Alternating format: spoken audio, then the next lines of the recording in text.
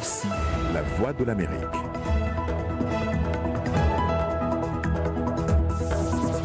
Madame, Messieurs, bonsoir. Bienvenue dans Le Monde aujourd'hui. Voici les titres de votre journal. Au Sénégal, la Cour d'appel confirme la condamnation de Khalifa Sall, mais il lui reste un dernier recours, saisir la Cour suprême. Il y a une implication des groupes armés signataires de l'accord de paix d'Alger dans des attaques au Mali. C'est ce que révèle un rapport accablant de l'ONU. Lueur d'espoir dans les échanges commerciaux Canada-États-Unis. Les deux pays sont toujours en négociation pour un accord.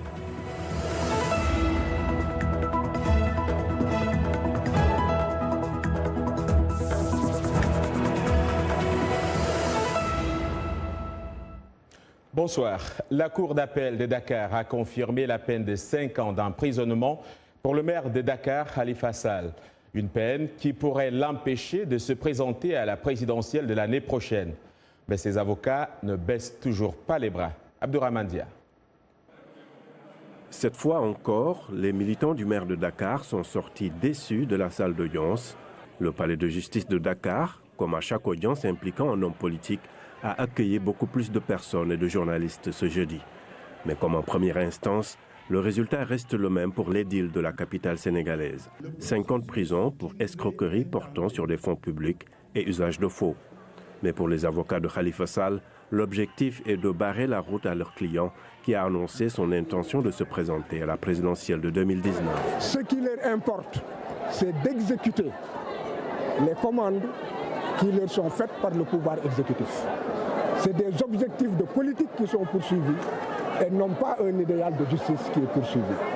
Les avocats de Khalifa Sall disent qu'ils ne vont pas baisser les bras après cette décision de la Cour d'appel. Il peut toujours être candidat. Ce sera un travail dur et acharné des avocats.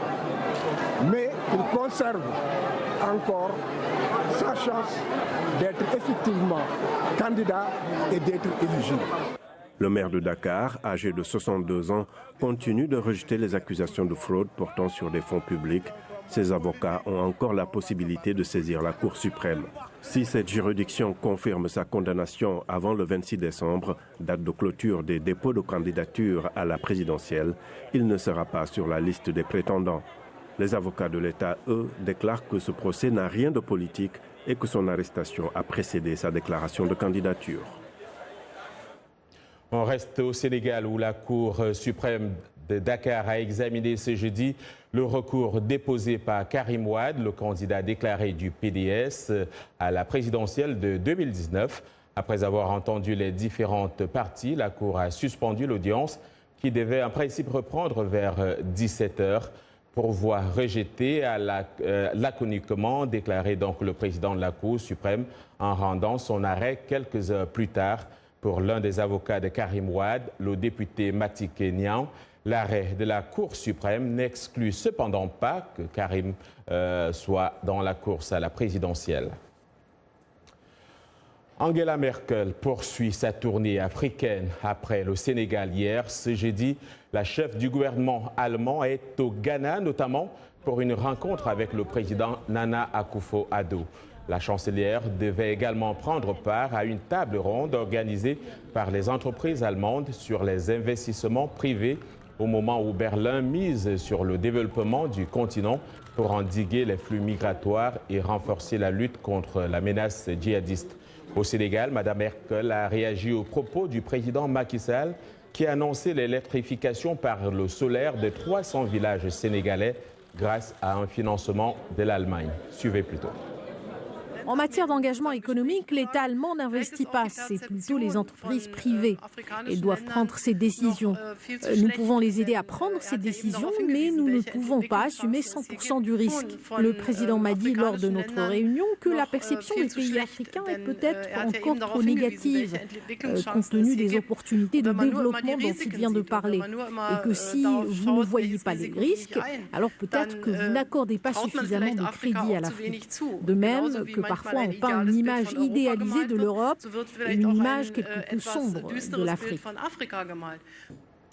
Au Gabon, la Cour criminelle spéciale de Libreville a commencé ce jeudi le procès de l'ex-ministre du Pétrole, Étienne Dieudonné Ngoubou, en détention préventive depuis 19 mois.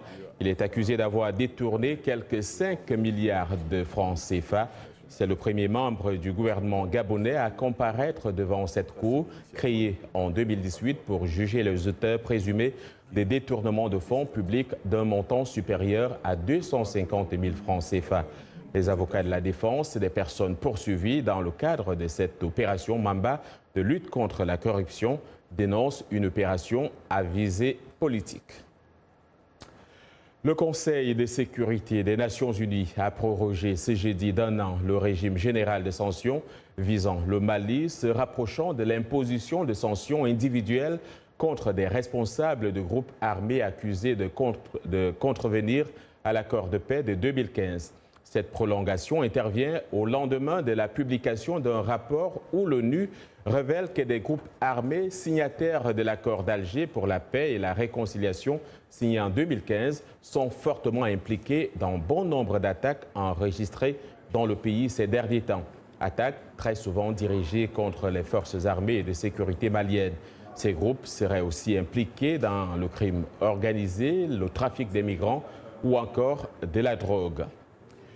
Et pour décrypter cette actualité, accueillons sur ce plateau Issa Sangaré, auteur et analyste politique. Bonsoir et bienvenue. Alors, dites-moi, qu'est-ce que signifie ce rapport qui a été publié sur le Mali, non? Ce rapport met à nu le caractère sournois et la mauvaise volonté de certaines parties signataires de l'accord d'Alger ou encore certains responsables des groupes armés. Puisque, comme vous le savez, cette situation chaotique, plus ça perdure, plus une minorité va en tirer profit. Mais ce qui a lieu de souligner, c'est que le rapport cite nommément des personnes qui appartiennent à des groupes armés. Il y a lieu de savoir maintenant, est-ce que ces personnes ont agi à leur propre nom ou bien ils ont agi au nom et pour le compte des groupes armés respectifs? Alors, le Conseil de sécurité de l'ONU, on l'a appris ce jeudi, a également prolongé d'1 an le régime général des sanctions visant le Mali. Est-ce que ces sanctions peuvent ramener la paix? Effectivement, le régime général des sanctions pourra amener la paix, disons une accalmie ou bien un apaisement, afin qu'on puisse faire retourner les déplacés internes ou externes. Comme vous le savez, le problème de la paix se trouve à plusieurs niveaux. Il y a le niveau politique, il y a le niveau local qui est sur le terrain. Maintenant, même si le régime des sanctions générales amène la paix sur le terrain, il reste le niveau politique. On se rappelle, il y a une année, le mouvement Ante-Ambana qui était contre la révision constitutionnelle. Et pour qu'il puisse avoir la mise en place effective de l'accord d'Alger, il faut une révision constitutionnelle. Et Ante-Ambana regroupe la société civile, les religieux, les politiques et les activistes. Ce qui veut dire qu'une grande majorité de la population malienne est contre cette révision constitutionnelle. Ça, c'est le niveau politique. Alors, vous parlez de population malienne. Qu'est-ce qu'elles doivent faire pour contribuer à ce retour de la paix dans le pays? La population malienne aspire au retour de la paix, comme vous venez de le dire, mais peu importe ce que la population ferait, tant qu'il n'y a pas une volonté politique, il n'y aura pas la paix. Et cette volonté politique ne peut venir que d'en haut, les décideurs politiques. Merci Issa Sangaré, auteur et analyste politique. Nous vous retrouverons une autre fois. En Éthiopie, aucun survivant dans l'accident d'un hélicoptère militaire qui s'est écrasé ce jeudi dans la région de Oromia, au sud de la capitale Addis Abeba. 18 personnes, dont 15 militaires et 3 civils, se trouvaient à bord de l'appareil qui effectuait donc la liaison d'Ir-Dawa, d'Ishoftu et qui appartenait au ministère de la Défense. Les causes de l'accident ne sont pour l'heure pas connues. Un responsable de la région a précisé sur Facebook qu'une enquête était en cours. 2 décès, plus de 60 cas confirmés et 6 régions du centre du pays, dont Alger, désormais concernées. Le bilan de l'épidémie de choléra réapparue en Algérie début août pour la première fois depuis 1996 ne cesse de s'alourdir. La responsabilité des autorités est pointée du doigt pendant que les personnes infectées sont mises en quarantaine pour des traitements. Le point avec Irédé Herman Umbo. L'hôpital de Boufarik, situé à 32 km d'Alger, la capitale algérienne. C'est ici que des dizaines de personnes atteintes de choléra sont mises en quarantaine. Ça fait presque un mois que nous attendons. C'est pénible d'être sous l'eau. Nous avons même passé l'Aïd ici. On n'a même pas pu passer les vacances avec nos familles. Difficile, voire impossible pour des proches de rendre visite à leurs parents.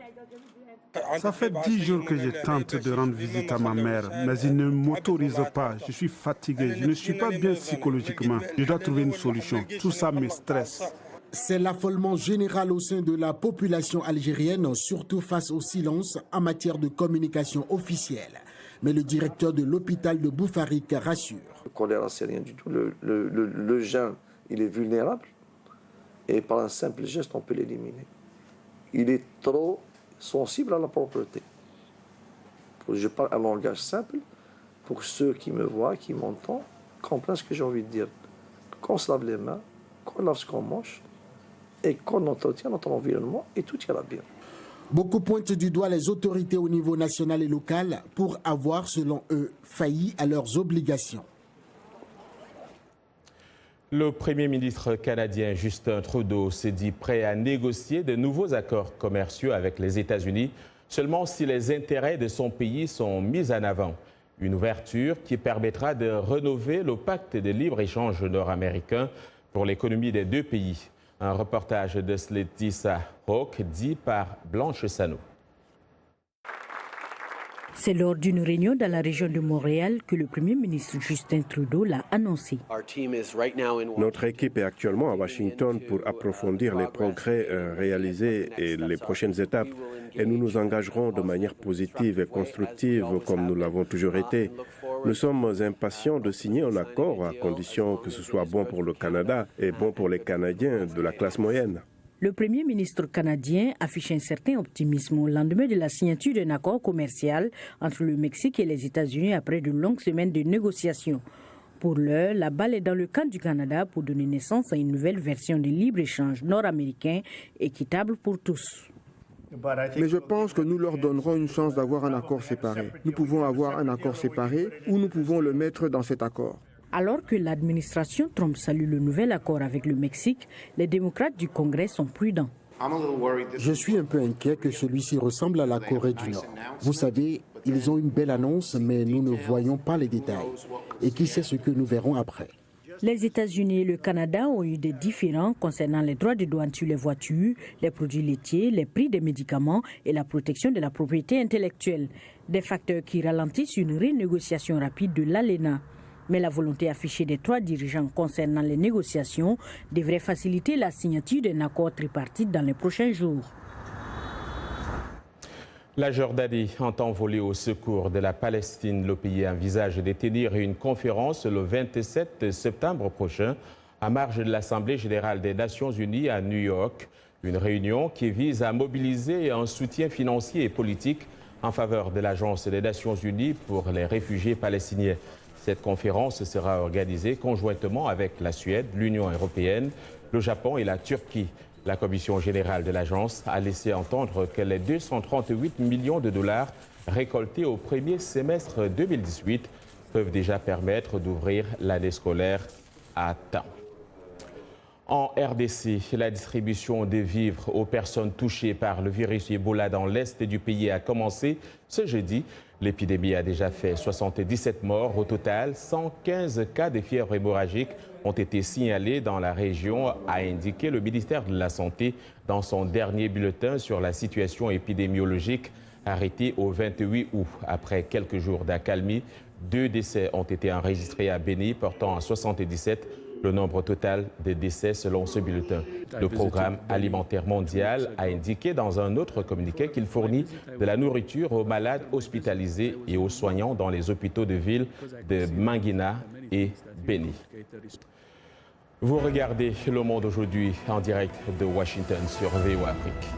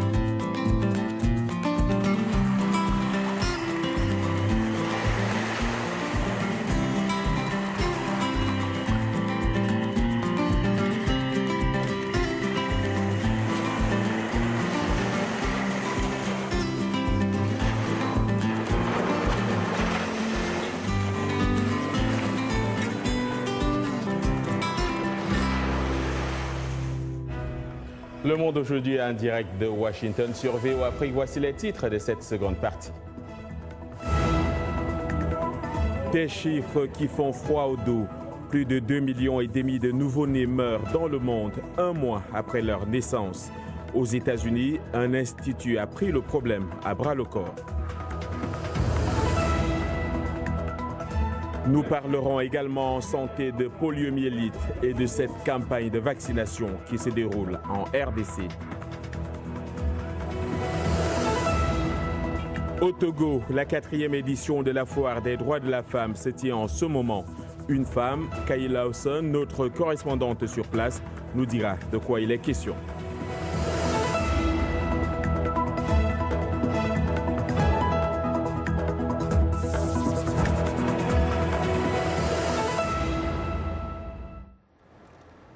C'est un rendez-vous auquel vous êtes désormais habitué, celui de la santé. C'est avec Mouamadou Oumfa, co-présentateur de l'émission Votre santé, votre avenir sur VOA Afrique. Bonsoir Mouamadou. Bonsoir John. Alors aujourd'hui, nous parlons de poliomyélite et de cette campagne de vaccination qui se déroule en RDC. Oui, John, il y a une campagne qui se déroule cette année. Eh bien, c'est parce qu'il y a eu une vingtaine de cas de polio qui ont été enregistrés cette année en RDC, alors que le pays avait été proclamé exempt de circulation du poliovirus sauvage depuis 2015. C'est vrai, John, la polio est maintenant une maladie rare. D'ailleurs, selon l'OMS, le nombre des cas de poliomyélite a diminué dans le monde de plus de 99% depuis 1988. Mais l'OMS avertit que tant qu'un seul enfant reste infecté, tous les autres dans tous les pays risquent de contracter la maladie. L'échec de l'éradication de la maladie dans les derniers bastions pourrait aboutir à ce que 200 000 nouveaux cas réapparaissent chaque année au cours des 10 ans à venir selon l'OMS. Et donc la vigilance doit rester de mise, tout l'intérêt de la campagne de vaccination qui se déroule dans le pays en ce moment, surtout parce que, John, il faut bien le préciser, il n'existe pas de traitement contre la polio, il n'y a que la prévention. Alors, le ministre de la Santé du Congo est donc sur le terrain pour superviser le lancement de cette campagne. Mais ce qu'on voudrait savoir, comment est-ce qu'elle se déroule, surtout dans le Nord Kivu? Oui, il faut préciser, John, que cette campagne va se dérouler dans 16 provinces du pays. Elle va cibler les enfants de 0 à 5 ans. Et l'une des provinces concernées, c'est le Nord Kivu, où justement a été lancée cette campagne. Et dans cette province, des zones affectées par l'épidémie d'Ebola ont été temporairement exclues et les enfants n'y seront vaccinés que lors d'une seconde phase, quand l'épidémie aura été maîtrisée. C'est ce qu'a confirmé le ministre de la Santé, le docteur Oli Ilunga, qui a été interviewé par notre correspondant sur place. Regardez. C'est une phase qui se fera en 2 étapes. Nous lancerons la première aujourd'hui entre le 30 et le 1er septembre et la deuxième phase se fera vers la mi-septembre. Je crois qu'en fait, il n'était pas opportun de coupler les deux activités, la vaccination de la polio et la riposte contre Ebola. Et donc en fait, les zones qui sont omises seront reprises en fait dans la deuxième phase, certainement au courant du mois d'octobre. Et pour finir, Mouamadou, peut-être on aurait dû commencer par là. C'est quoi la polio? Oui, la polio, une maladie très contagieuse, une maladie qui touche, comme je le disais, les enfants de 0 à 5 ans et qui touche le système nerveux. Le poliovirus, puisqu'il s'agit de ce virus-là, envahit le système nerveux et peut entraîner une paralysie totale en quelques heures seulement. Une infection sur 200 entraîne une paralysie irréversible, généralement des jambes, et parmi les sujets paralysés, 5 à 10% meurent lorsque les muscles respiratoires cessent de fonctionner. Et comme il n'existe pas de traitement, la prévention reste la seule option avec le vaccin anti-poliomyélitique administré à plusieurs reprises qui confère à l'enfant une protection à vie. Merci Mouamadou Oumfa. Je rappelle donc que vous êtes co-présentateur de l'émission Votre santé, votre avenir. On va poursuivre avec une autre actualité. 2,6 millions, et ça concerne la santé toujours, 2,6 millions de nouveau-nés meurent dans le monde un mois après leur naissance, selon l'Organisation mondiale de la santé. Ces décès sont enregistrés en grande majorité dans les pays en développement où il y a un manque de soins de santé appropriés. Un institut pour la santé mondiale basé à Houston, ici aux États-Unis, tente de réduire le nombre de décès, notamment en Afrique subsaharienne. L'objectif est de fournir des équipements médicaux appropriés aux hôpitaux de la région, comme l'indique ce reportage d'Elisabeth Lee que nous présente Michel Joseph. Un stage dans un hôpital au Malawi a été une expérience surprenante pour Sonia Sosa. Parfois, il y a beaucoup de nouveau-nés et peu d'infirmières.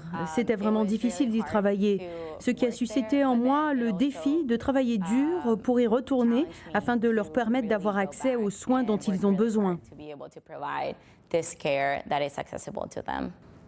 Sosa est l'un de ces agents de santé qui mettent au point des technologies médicales comme cette couveuse pour aider les bébés les plus vulnérables dans les hôpitaux d'Afrique subsaharienne, notamment au Malawi. 17 des technologies ont été identifiées et ensemble, elles peuvent aider à prévenir les principales causes de décès néonataux. Nos étudiants ont développé une solution qui coûterait plusieurs centaines de dollars, non seulement à cause du rapport qualité-prix, mais aussi la facilité de l'entretien et la réparation en cas de panne. Des pays comme le Malawi ont reçu des dons de matériels médicaux dans le passé, mais qui n'ont pas toujours marché. Les ingénieurs, médecins, infirmières et infirmiers ne sont pas nécessairement familiers ou formés pour s'en servir, à moins qu'ils n'aient fréquenté une école où ils utilisent certaines de ces technologies. Une mise à jour est nécessaire dans un contexte de besoins urgents de technologies de surveillance, de température et du rythme respiratoire d'un nouveau-né. Parmi les 17 technologies, certaines sont disponibles dans le commerce, d'autres sont au stade d'essais cliniques ou de prototypes. Alors au Togo, la 4e édition de la Foire des droits de la femme se tient au marché de Ejranawe à Lomé du 29 au 31 août 2018. Sur le site, les femmes, mais aussi les hommes, bénéficient de conseils juridiques, de consultations médicales, notamment le planning familial et des tests de dépistage du sida et du cancer du col de l'utérus.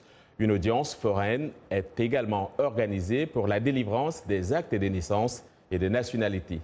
La Foire des droits de la femme, un reportage de notre correspondante à Lomé, Kaï Laosson. C'est l'esplanade du second plus grand marché de Lomé qui accueille l'édition 2018 de la Foire aux droits de la femme. Le concept vise la promotion et la défense des droits humains. Un événement qui lève le voile sur des cas de violence basés sur le genre.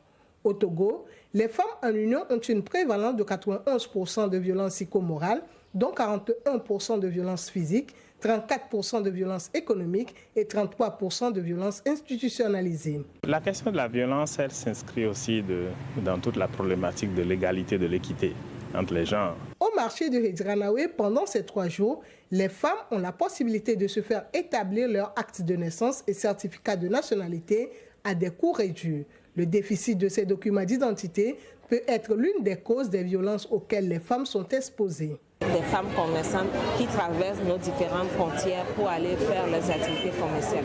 Lorsque ces femmes-là n'ont pas l'acte de naissance, elles n'ont pas le certificat de nationalité, elles ont du mal à traverser les frontières et sont confrontées à différentes tracasseries au niveau de nos frontières-là. Des fois, c'est des violences physiques que ces femmes-là affrontent. Sur les questions sanitaires, une clinique mobile a été dépêchée sur les lieux. On y dispense des conseils en planning familial et on y pratique des tests de dépistage du VIH et du cancer du col de l'utérus. Lors des consultations juridiques, les problèmes recensés sont plus relatifs aux droits successoraux. Kaïla Son pour VOA Afrique, Lomé. Les derniers remous du monde sportif, c'est tout de suite avec Yacouba Ouedraogo. Yacouba, on commence par les éléphants en Côte d'Ivoire. Bonsoir. Bonsoir John et bonsoir à tous. Effectivement, 23 éléphants sont convoqués pour le déplacement au Rwanda. Le 9 septembre, le sélectionneur de la Côte d'Ivoire, Ibrahim Kamara, s'est passé de plusieurs cadres pour la 2e journée des éliminatoires de la CAN en 2019. Il s'agit notamment de Wilfried Zaha et de Yaya Touré qui voient son retour en sélection à nouveau reporté. Gervinho, Salomon Kalou, Wilfried Bony et Seydou Doumbia sont quant à eux laissés de côté car blessés ou à court de forme. En revanche, on note le retour de Jonathan Kodia et de Serge Nguessan. Nicolas Pepe et Maxwell Cornet sont là aux côtés des cadres comme Éric Bailly, Serge Aurier, Jean-Michel Seri ou encore Max-Alain Gradel. En Europe, Luka Modric a été nommé joueur UEFA de la saison écoulée. Le Croate, qui a gagné la Ligue des Champions avec le Real Madrid et a été finaliste de la Coupe du Monde, a dévancé son ex-coéquipier Ronaldo, parti du côté de la Juventus, et l'Égyptien de Liverpool, Mohamed Salah. Cette élection du meilleur joueur UEFA a eu lieu en marge du tirage au sort de la Ligue des Champions. Il y aura des retrouvailles pour les phases de poule. Eh bien, je vous propose quelques chocs en vue. La Juventus Turin de Cristiano Ronaldo et Manchester United de José Mourinho s'affronteront dans le groupe H. Le Real Madrid, triple tenant du titre, rencontrera l'AS Rome, demi-finaliste la saison écoulée. La poule C apparaît relevée avec le Paris Saint-Germain, Naples et Liverpool, finalistes malheureux la saison dernière. Le Barça sera favori devant Tottenham et l'Inter Milan dans le groupe B. La première journée aura lieu les 18 et 19 septembre. Et puis, retour sur le continent et nous changeons de discipline pour parler d'athlétisme. David Okiyo a été banni à vie par la commission d'éthique de l'IAF. Il est reproché au Kenyan d'avoir détourné des fonds d'un contrat de partenariat entre la fédération kenyane et l'équipementier Nike. David Okiyo, qui était aussi directeur général de la fédération kenyane d'athlétisme, avait été suspendu provisoirement en novembre 2015, de même que le président de la fédération, Isaiah Kiplaga, décédé en août 2016, et son trésorier, Joseph Kinyo. Voilà pour les sports aujourd'hui. On se retrouve demain. Merci Yacouba Ouedraogo. Vous êtes déjà peut-être habitué au roller et voici quelque chose qui vous permettra de tester votre équilibre ou plutôt celle de vos jambes. En tout cas, Segway a dévoilé hier de nouveaux patins pour vos déplacements. Leur vitesse maximale est de 12 km/h. Ils utilisent l'énergie et selon leur fabricant, une seule charge permet de tenir pendant au moins 45 minutes en vous maintenant, bien sûr, un équilibre. Segway affirme que sa technologie est bien testée et qu'elle ne se traduira pas par des rappels massifs observés ces dernières années. Plus d'un demi-million de patins ont été rappelés aux États-Unis en 2016 pour des défauts divers. Voilà, c'est ici que s'achève ce journal. Merci d'avoir suivi. Demain est un autre jour. D'ici là, excellente soirée à toutes.